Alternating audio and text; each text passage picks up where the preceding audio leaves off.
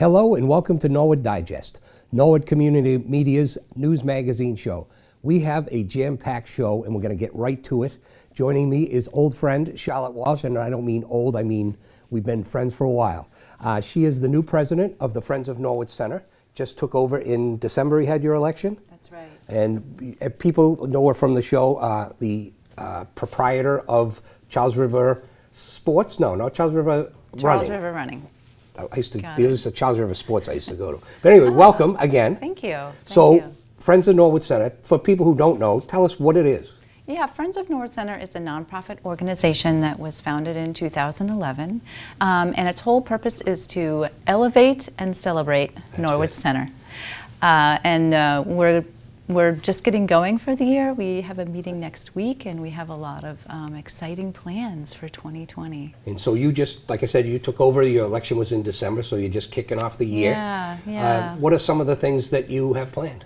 Well, first we're working on the building blocks of our organization. So we're really getting our webpage put together and our social media online. And I'm literally been out the door of my business every day since I took over, walking around Norwood Center and getting to know the merchants and the business people here. It's been fantastic. So was there, not just you as president, were there other board members change? Yeah, we have some new people have come on board, some people that have recently moved to Norwood and are really invested. In fact, they moved here because of Norwood Center and its beauty and its charm. And we also have some new business people that are involved as well. Great.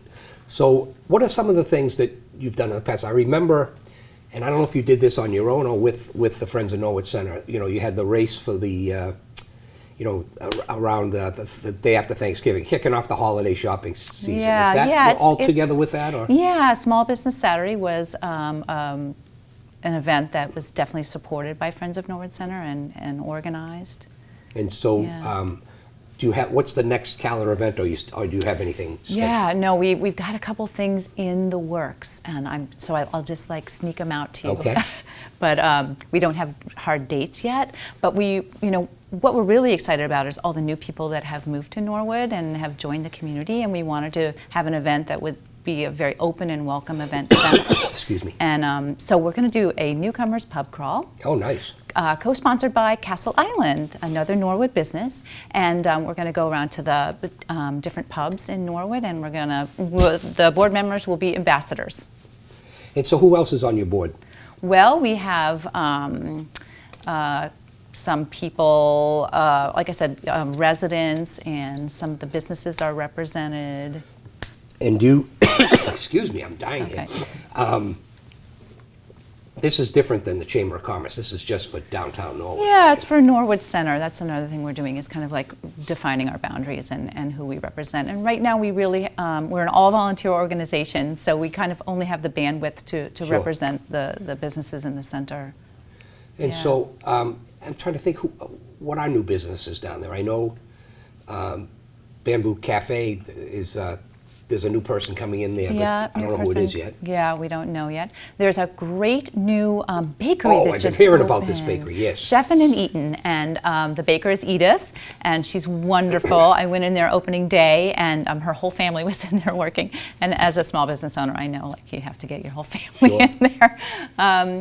I just went and met the new pharmacist at the new pharmacy on Broadway, next to Broadway Liquors. And he's great. And can you believe he does free delivery? Wow. Yeah.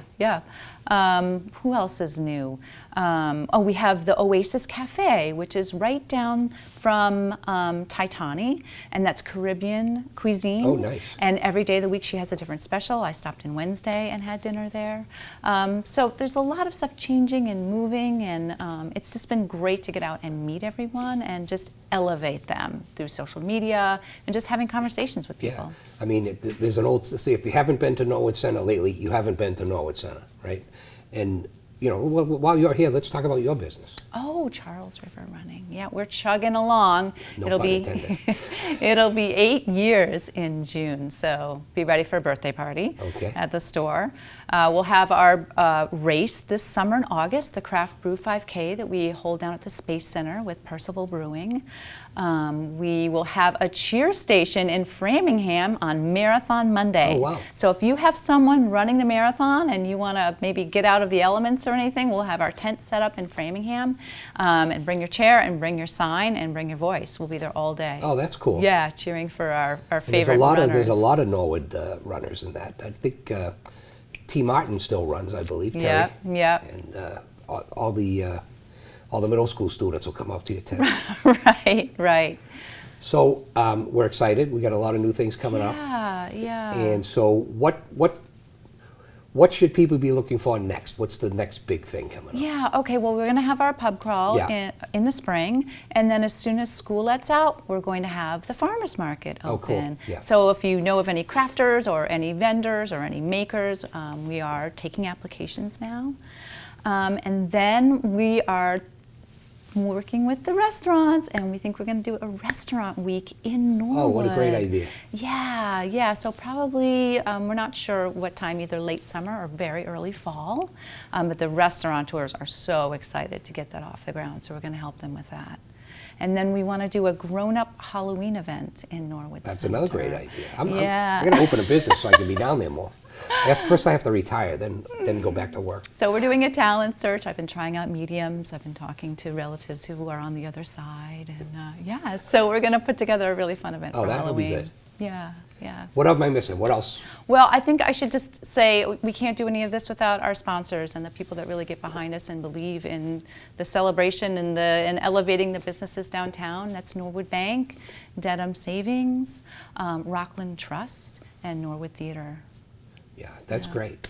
All right, well, I'm looking forward to all these things. And We'll see you there. come back when you have more, Okay. firm dates so we can let everybody know. Yeah, we'll do. Okay, Will thank do. you. All right, thanks, Jeff. And right now we're going to see Jerry Slater, Your Town at Work, with Lisa Colosimo, who is the secretary up here at Norwood High School. Take it away, Jerry. But Lisa, let's start with your job here at Norwood High. You're kind of the epicenter, and you're certainly in the epicenter. What do you do in your role? Well, basically, I take care of all the needs of the school and the school principal, manage all the ordering, purchasing, and correspondence, take care of parents and students, and every day's different, and that's what I love about this job. It's home. It's just like coming home. It's my second home, and just taking care of everybody. So you came back to Norwood High. Was that when you started, or? I worked in various roles over the years after I graduated from Framingham State. Had all good intentions of going into international business, and then the path just led me in different directions.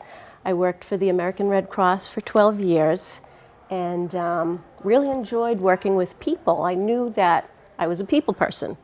Then had a big layoff and had to rethink, gee, what do I really want to do? And I really just wanted to help people. And then this job opened up, and it was great. It's my calling, it's like home. I love all things Norwood, and it was just the perfect fit. So it must be interesting for you, because probably every kid that walks into school, their families, certainly know their parents. Yeah. What is that like? It's great, it's like being in my second home, and I can't say enough about the staff. The staff here are like family, and they all get along with each other. It's just such a great place to work. The students are really lucky, I have to say. They all enjoy coming to school.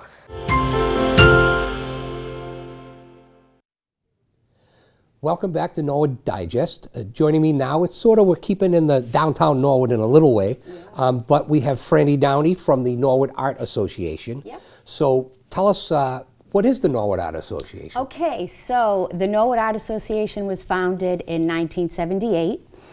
So we've been around for 42 years, a long time, by Inez Reardon and Arlene Marlowe Black. So Inez was a student of Arlene's, and then they decided that Norwood really needed some art because there was a lot of sports going on. So they got together and put an article in the newspaper, and they ended up getting like 50 folks who responded to them, who loved art, wanted to talk about art, wanted to learn about art, teach art, and show their art. So. Yeah. And so, tell me a little bit about you. Now, you're like me. You're a carpetbagger. Yep. Actually, we have a Rosendale connection. Paul Riccardi's watching this at home right now, saying, "I'm from Rosie too." So, tell us, how'd you get to Norwood? Well, my parents live in Norwood, but I am a photographer, and I wanted to do something with my photography besides just take beautiful pictures. So I got some friends who were involved in the Norwood Art Association, and they were like, why don't you come and join us? So I did, and I started showing at Art in the Park, and then I was approached to come onto the board because I had a lot of good ideas, and so I got together with folks, and then I became the president, and so here we are. And the rest is history. And the rest is history, yeah. So, what are the benefits of being a member of the Norwood Art Association? Sure. I think it's a wonderful group, first of all. I think most important is the sense of community that we all get with one another. The artists are amazing, and I think it's really important for us to, keep art in Norwood. So some of the things we have free artist demonstrations at the Morrow Library the third Thursday of every month, which is really wonderful. It's free to the public. Everyone can come, members and just folks in the community. We also have shows that we do a couple of times a year, our famous Art in the Park, which has literally been going on for 40 plus years. We also have classes. We have teachers. Right now, Jonathan Fairbanks is one of our teachers. So there are so many things that we have to offer folks. And I was going to ask you about giving back to the community, but you just already went down that road. Yeah. And so there's something it's called the Fine Arts Studio and Gallery, or Gallery and Studio. What is that? So at Winsmith Mill, we have the Fine Artists Gallery and Studio, which is run by the Norwood Art Association. We have anchor artists who are there all the time, and then we also have guest artists who will come in, pay a nominal fee to show their work. It's really also used for folks to come together. We are actually supporting the Norwood Cultural Council, and they are coming to give out their grants, so we're having a little get-together for them. The community can use it. We've hosted a lot of member service things there, so it's a really wonderful thing. So, you're a photographer. When I think of art, I think of painting. Yeah. But it's so much more. So much more. So tell me some of the things I'm not thinking about. So, we have photographers, we have watercolorists, oil painters, we have crafters. So art encompasses so many different things to so many different people. And, beauty, one person's, beauty is in the eye of the beholder. So we try to ask folks to, just come on, get involved, share your art and your abilities with us, so we can all get together as a community and enjoy art. You mentioned some of the things that you do every year. Are there anything else coming up this year that we didn't talk about yet? So we have I'm so excited. So you're the first to know this, that we are going to be involved in Art Week 2020 this year, which is in May. It's May 1st to the 10th. We just got accepted, so we will have something going on at the gallery where we'll have artists working and painting. We'll have face painting. We're going to have live music. So we have that going on. So you said you were accepted. What is that like? We had to put in an application, and it's run by the Mach Center. Okay. Oh, okay. Yeah. I know what you're talking about. So it's statewide. and there'll be a lot of folks from all over. Well, that is exciting. It's so exciting. We're really excited about it. Kudos to you guys for getting accepted. It's not that easy to do. Thank you, yeah. One thing I did want to mention too is that we're really doing a push for to be more involved in the community. Yeah. So we did some canvassing around and put some of our posters up to try to get more folks involved and more members, and it's a wonderful thing for us. And also, we have a new marketing guy, Phil Dorian, who's done so much work for us on our website. We have this wonderful website. We're very excited about it. So that if you become a member, another thing that you will also gain is sort of your own little small gallery on our new website, which is very exciting for us. So. And so how do I join? So you can email me. It's francisadj@aol.com. Go on to our website, which is norwoodartassociation.com. Just what you'd expect it to be. Yes, yep. It's very simple to remember.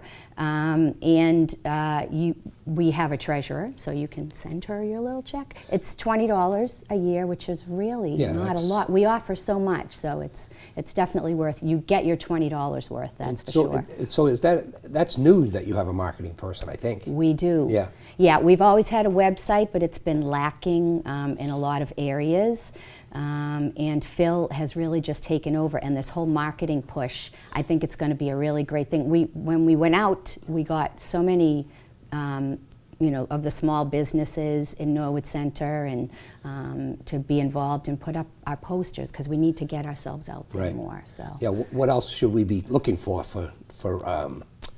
promotion, if you will? So we always put things in the newspapers, so you'll be seeing more things in the newspapers.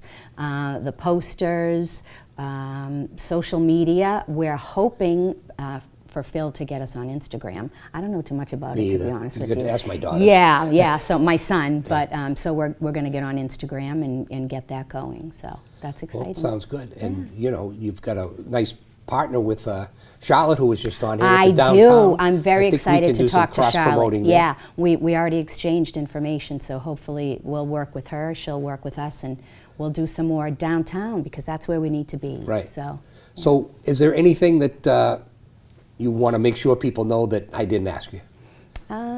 Just, keep supporting the arts in Norwood. It's really important. And we do want to thank some folks in Norwood, the DPW, who help us with our art in the park, the Chamber of Commerce, Town Hall, just so many people, and especially the library. They've been helping us with our demos and all our art shows and things for 40 years. Yeah. So, and I think that's a win-win for them, because you're helping them too. Yeah, so absolutely. That's great. Yeah. All right, well, thank you so much. Best of luck, El Presidente. Thank you. And right now, we're going to do a new segment. It's produced by Norwood Community Media and Norwood Hospital. It's the Medical Minute, and this one's about influenza. And I haven't seen it, so I'm going to be all eyes too.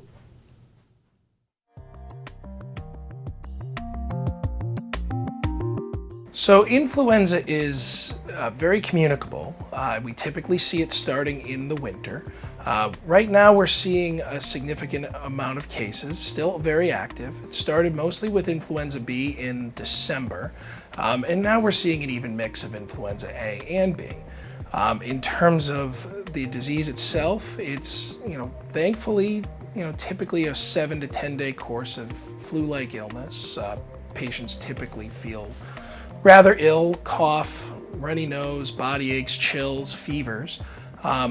Most of the time the patients end up doing well after about 7 to 10 days. There is some significant mortality that we're seeing throughout the year, throughout the United States. But for the most part, it's self-limited and most patients improve on their own.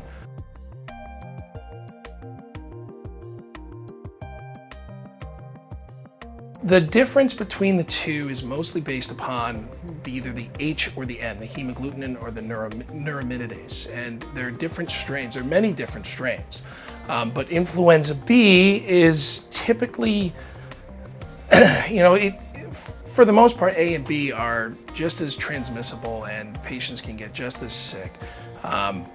there's not a whole lot of difference in terms of how patients are feeling. Usually we see influenza A early and then influenza B late. This year it's a little different. This year we're seeing B first and then A. So we are seeing some gastrointestinal symptoms this year with influenza, typically the influenza B, but typically when patients call something the stomach flu, it's actually more an enterovirus or a norovirus rather than influenza virus. So the best thing you could do to try and avoid the flu is to get vaccinated. But then going forward, hand washing can be very effective in preventing transmission of the flu. If you have an ill family member at home, you can wear a mask in the house. Wearing a mask in public is not necessarily recommended. And then if you are ill, being started on Tamiflu can decrease transmission to other people, especially in your home or in your place of work. So seeking medical attention, for the most part, if someone is persistently febrile, is getting short of breath, those are pretty much the major implications. If they're severely weak, unable to get out of bed, those are pretty reasonable indications to come to the hospital. Most of the time, patients come in with fever, body aches, chills. They can't get out of bed, they feel terrible, and they end up coming in for fluids. Best thing you can do to help take care of this on your own is to manage the fever with ibuprofen or acetaminophen, drink plenty of fluids, and stay home from work. One of the larger recommendations in terms of management would be to use Tamiflu or oseltamivir, that can really only be started within the first 2 days. It is very useful to start this medication on patients in sicker populations, like patients with underlying lung disease, young children less than 2 years old, or in any patients who are immunocompromised. That medication is most certainly indicated. And we're also using it for all pregnant patients as well. If given after the first 2 days, the effect is very minimal. And that medication does have some decreased effect in terms of your, or increased improvement in your symptoms by about 16 to 24 hours. The flu itself lasts about 7 to 10 days. You are contagious about 24 hours before you start showing symptoms. And typically once you start showing symptoms, you will be contagious for about 5 to 7 days. Children can be contagious for an extra week on top of that. But in terms of treatment, Tamiflu is something we can offer. It does have some GI side effects, and it's something that I counsel all my patients on, but it can decrease transmission.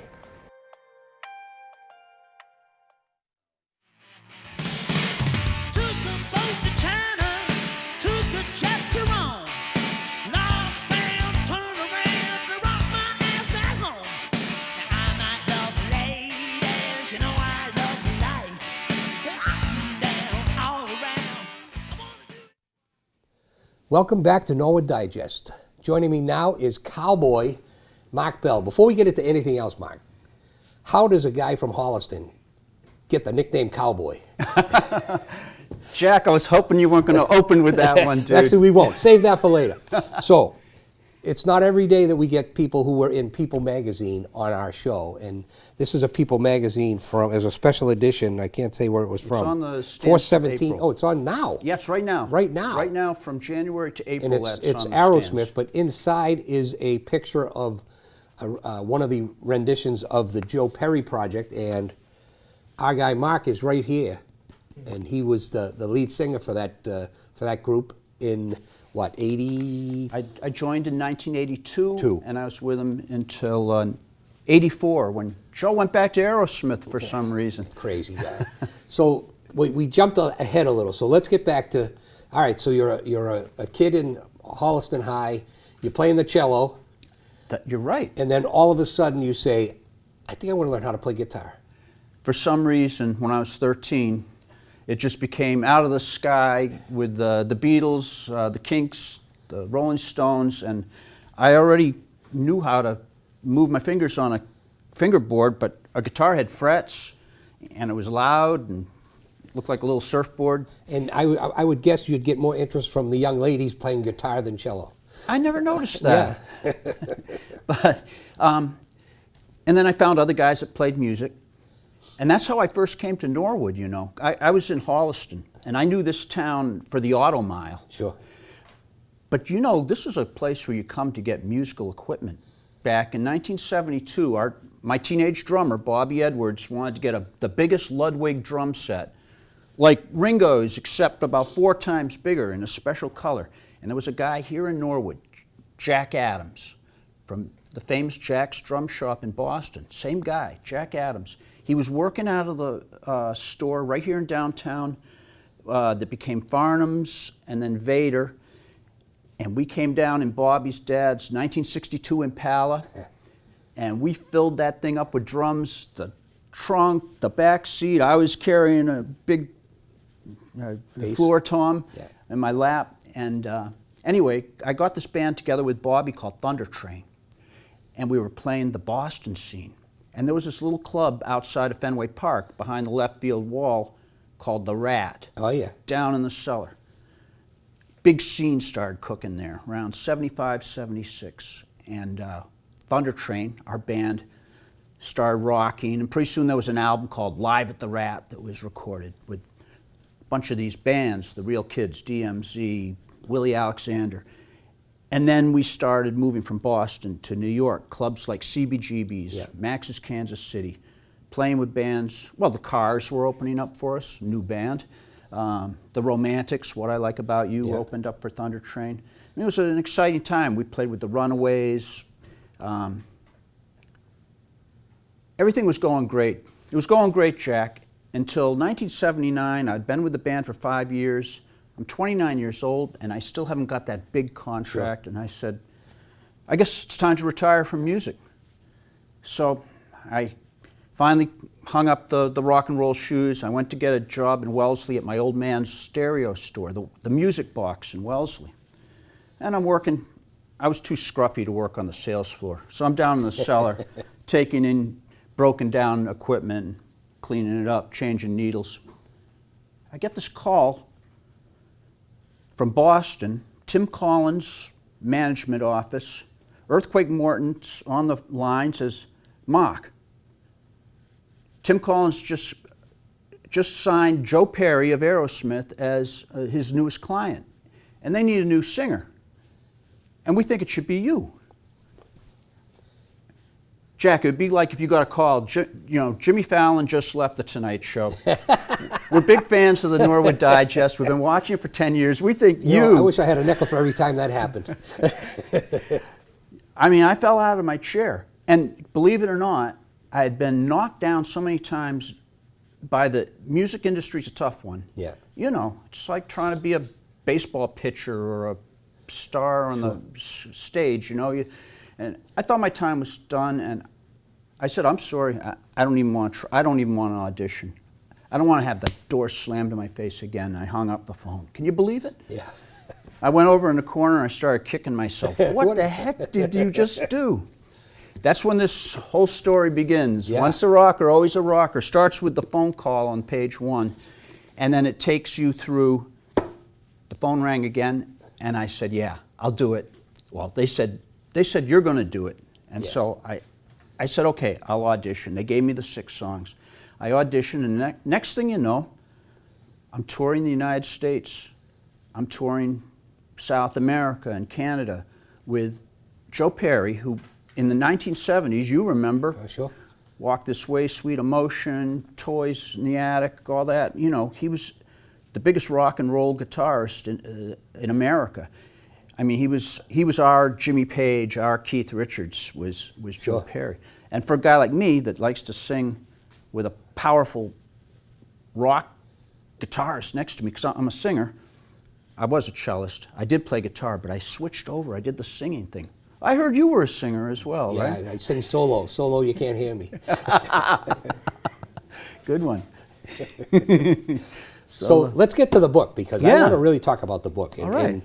And, so it's kind of interesting how this all came about, because you kept notes. You had like a daily planner or something. I don't want to steal your thunder. You tell me how you did it. That's exactly what it was like. It was like a daily planner, but it was big enough that besides writing where we were playing, where we were staying, who's on the guest list. I could also put in notes like set lists and who got in a fight and who was in the doghouse. And over time, I started to fill in some of the blanks. By the time I was done with the band 2.5 years later, I had a few of these big books notated with everything that had happened. And then, you know, a bunch of years went by and the book sat on the shelf. I got a call from Jeff Edgers from the Washington Post, a senior editor, a couple of years ago. He was researching a book he was writing about Aerosmith. And he asked me a few questions. I hadn't been interviewed for quite a while about this. This is back in 1983 to 84. And I say, well, give me a sec, Jeff. And I said, oh yeah, that happened, and it happened on October 4th. And he said, geez, you're pretty specific. And I said, well, I've got it all written down. Well, he was interested in that, and he ended up going on Sirius Radio and mentioning my diaries, which was then picked up by a podcaster on the West Coast, who then had me as a guest on his show in San Francisco. And during that show, he said, you got to do something with this, because this is the stuff we want to know. Even though it's from years ago, but you were touring, and it wasn't like a big corporate tour in jets and being protected from the fans by security either. We were in a little Dodge van. Yeah. It was kind of like going back to high school days.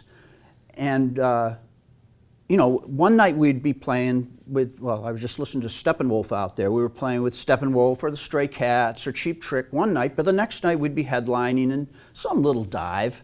You know, the kind of place where rock and roll really happens. Yeah. And where the kids love to come see Joe Perry play, because, I mean, the last time they'd seen him was at Texas Jam or Cal Jam, or, you know, these huge Woodstock type festivals. Right. And now here he is down at the end of the street. But how much different was it touring with Joe Perry than Thunder Train? There was definitely high points in playing with Thunder Train. It was exciting because we had built that from the ground up, and it was totally our thing. So that was very exciting. But Joe Perry brought his stardom with him, and the guy has charisma, and, you know, I just disappear when Joe Perry's in the room. He's such a beacon, and he radiates. It's like whenever you're working with really good people, you know, if Magic Johnson comes on the court, suddenly everybody's game elevates, you know? And so those are a couple of reasons why it's great to play in a band with Joe. And why I knew then that rock would go on. I would go on to rock in the future, but I would never replicate what was happening right then. And that was another reason why I was keeping the notes, and that became the book, because I wanted to be as detailed as possible in all the strange, funny, weird, dramatic, sad, happy things that were happening to us. What's your favorite story from the book? Can you tell it first of all? Yeah, some of them are better for the book than to tell. Yeah, that's a hard one for me to come up with what my favorite one out of the book is. Definitely, the opening and the close of the book are pretty dramatic. I mean, like I was saying, being picked out of nowhere, suddenly get this gig, was a dramatic day in my life. An equally dramatic day was when we were getting set to go to Japan, start recording our second album, and conquer the world, and we all got called into Tim Collins' office to be told that Joe had decided that he was going to go back to Aerosmith. That's covered pretty dramatically in the book. And then the in-betweens is just one long struggle. Yeah. But some of the things that a couple of things I didn't know till I was looking around. You're the lyricist on a lot of the songs on the album that you guys did.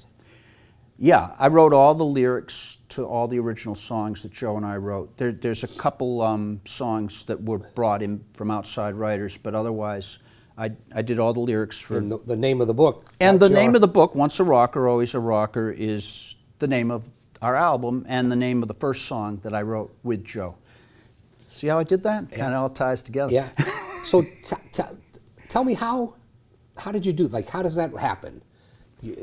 How do you collaborate on a song? How do you make it work? What happens is when you have Joe Perry, from the first time I walked into the rehearsal room before I'd shaken his hand or met the guy, he was playing these big, chunky, Aerosmith sounding riffs like Walk This Way or Train Kept a Rollin' type things. And I said to myself, you got to put some lyrics on that immediately because this is your chance to be a co-writer with Joe Perry. And so before Joe was even really cognizant of who I was or what was going on or whether I was really in the band yet, I was already working on the lyrics, which I knew would help cement my position in the band as well when I came back for the second callback. Hey, play that thing you were playing yesterday, and then I launch into a whole song and dance. That's great.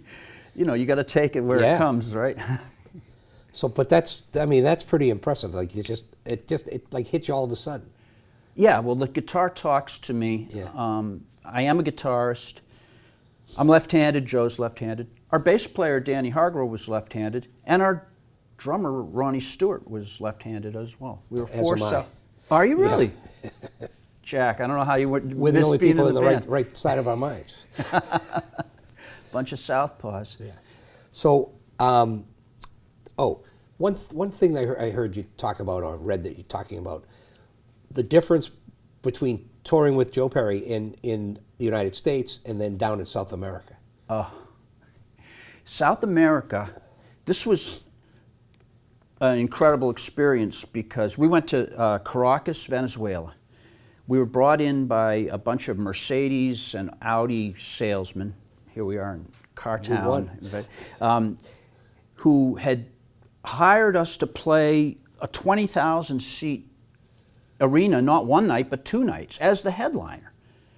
And this is after, you know, we're playing the Channel in Boston, or you know, which is a good-sized rock club, but it's no 20,000 seater. So, and then we're greeted into this foreign country like, I don't want to say it, but it was like the Beatles. There were banners over the streets, welcome Joe Perry, Project, they called us. Whisked immediately to the radio station that is only playing Joe Perry music, Aerosmith and Joe Perry project music, 24 hours a day. I was there for 4 days. It wasn't until I was in my we each had our own luxury car with our own driver. It was on my way back to the airport. We finally turned on the radio and Hotel California came on, so thank goodness we're out of the Twilight Zone. It was just, and this was the first night we had this press, what do they call it, like a press, like those things you saw the Beatles in like the black and white. Like a media press conference. Yeah, press conference. So we're at a press conference, which then turns into a disco, and I'm dancing with this incredibly gorgeous young woman, and then she mentions that she has to be on TV the next day. It meant nothing to me. The next morning, I'm in the hotel. I managed to open up my eyes, and I turn on the television set to try to focus my brain. There's Mary Bella, the girl that I was dancing with the last night. She is like the Jane Pauley, Kelly Ripa of Venezuela. She's like the main girl. And I was dancing with her all night last night. Anyway, then it was back to the United States and public transportation. All right, so tell me, how do I get a copy? If I'm watching at home and I want to get a copy of this, what's the best place to do it? Amazon? Amazon. It's kind of an under the underground book, so it's online is the way to go. You can go to Barnes & Noble online, you can go to Amazon.com, or wherever you get books online and put in Once a Rocker, Always a Rocker, Cowboy Mach Bell, and you'll find me. Or just stick the name in a Google search and bing.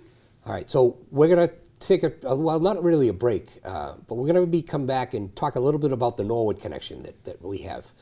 But right now, keeping it on the music motif, there's a young gentleman at the high school, Musical Mark. It's a Norwood High School TV segment produced by Jenny Carroll and Rory Kayer.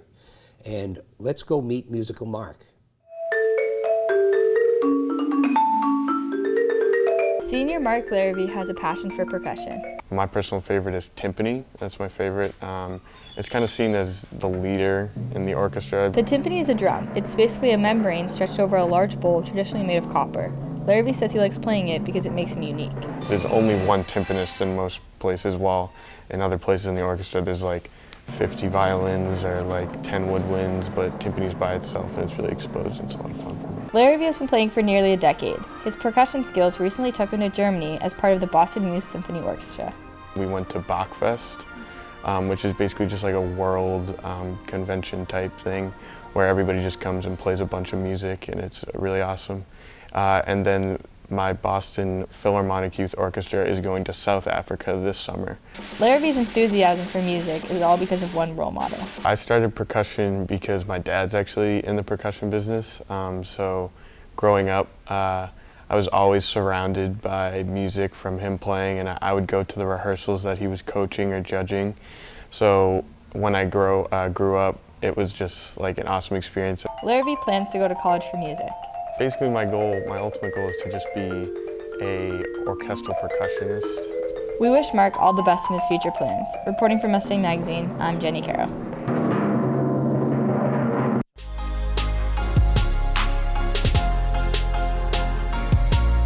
If you want to know what happened in Norwood this week, watch Norwood News. On Norwood Community Media, your home for all things Norwood.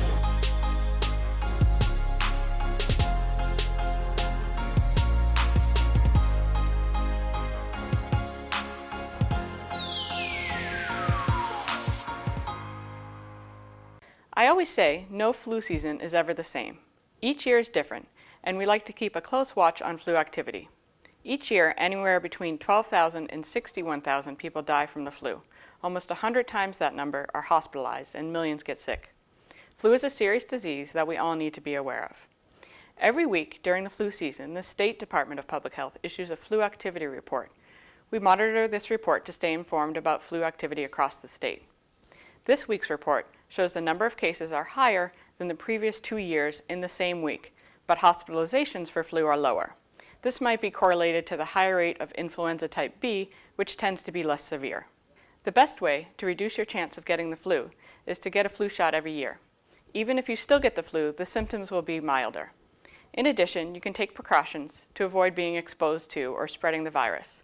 Number 1 is always wash your hands, the most effective way to stop the spread and to protect yourself from many bacteria and viruses. In addition, stay home when you're sick and cover your cough or sneeze. You can find more information on flu on the Health Department's webpage, including links to the state's website.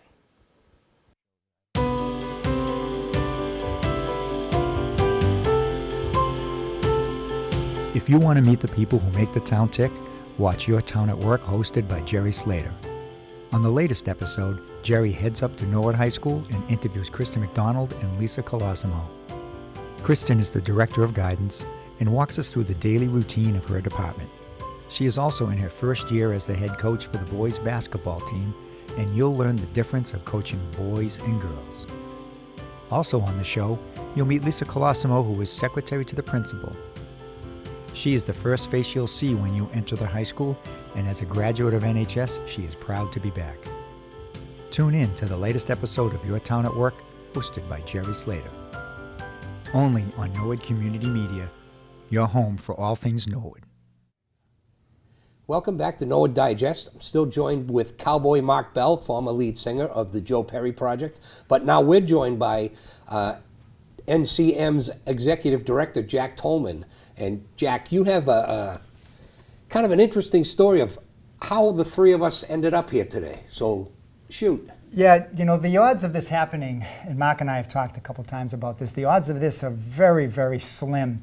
In 1983, I was a 19-year-old video student at Dean College over in Franklin and taking classes, and I saw a sign on campus saying Joe Perry Project coming to Dean.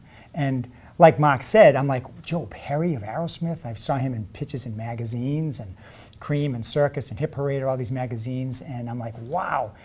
So I asked my music teacher, my video teacher, hey, do you think I could possibly videotape the show or something as a project? He said, we'll have to get permission. So he taught me how to reach. I was talking to adults. I had to call the management office, and they gave me the green light to come and tape the show. So this is April 1983, and I brought my stuff, and all of a sudden I walk into the gym and I'm rolling on the camera, and I see the stage, and you'll see in the video here as it's rolling, it's not this video, it's the other video. You can still talk. Yeah, I know.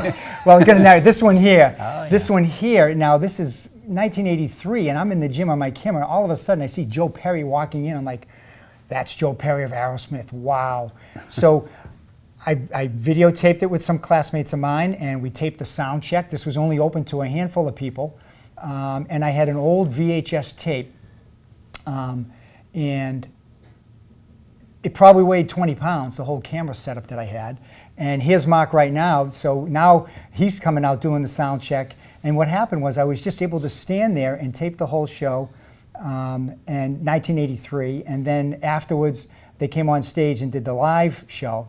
And what I didn't know is that this footage is very rare. I found out 36 years later.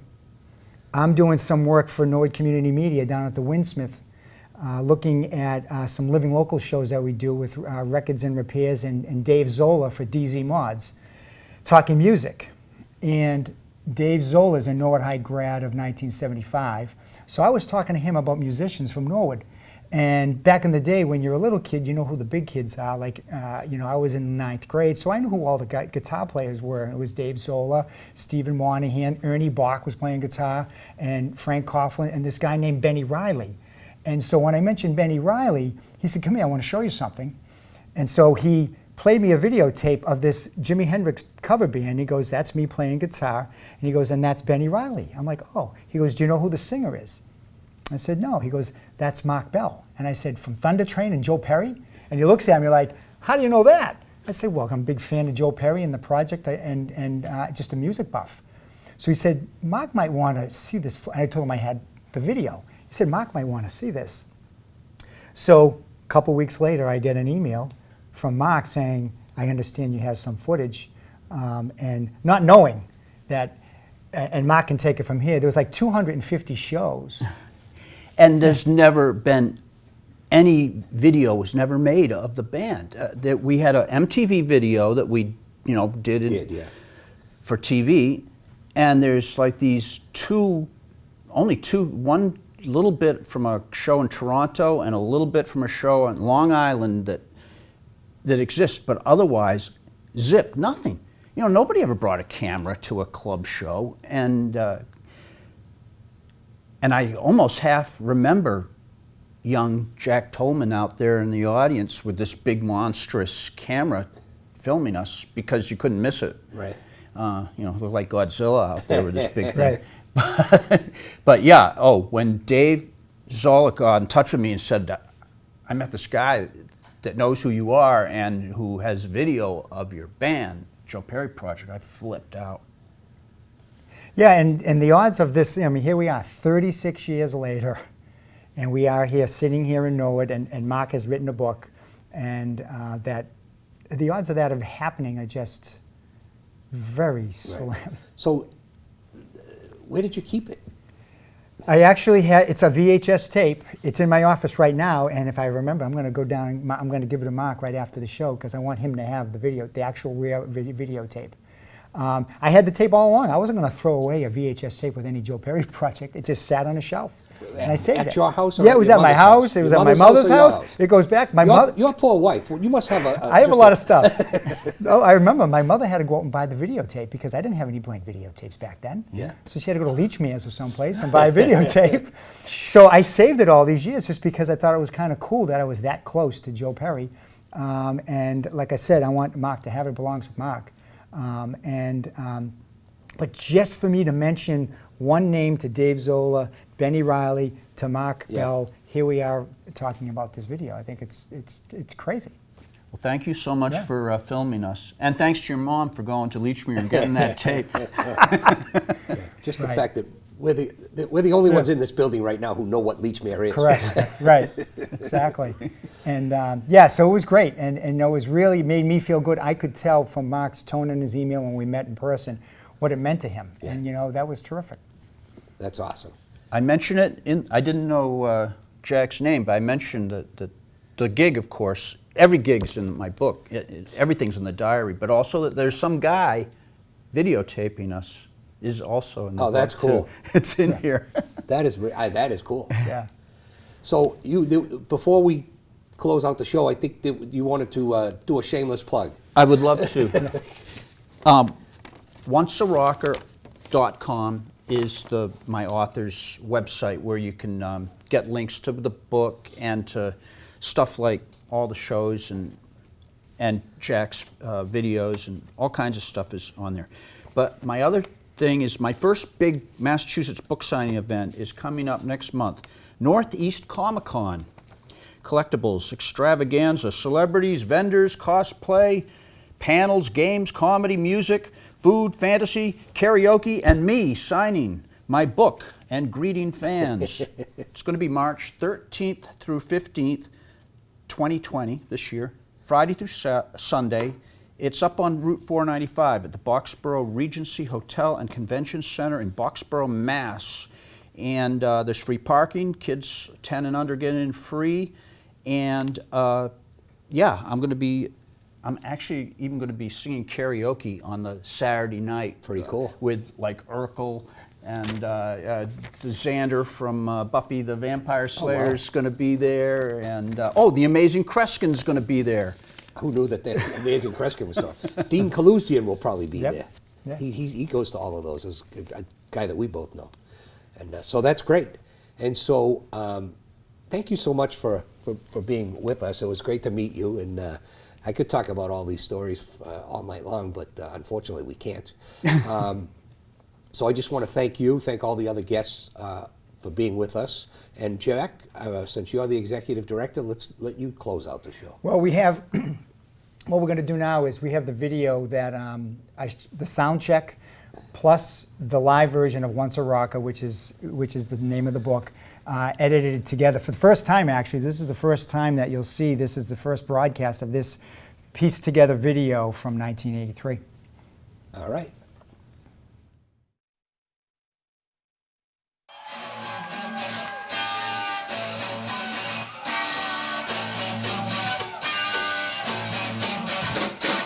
Turn from the turner to the gentleman.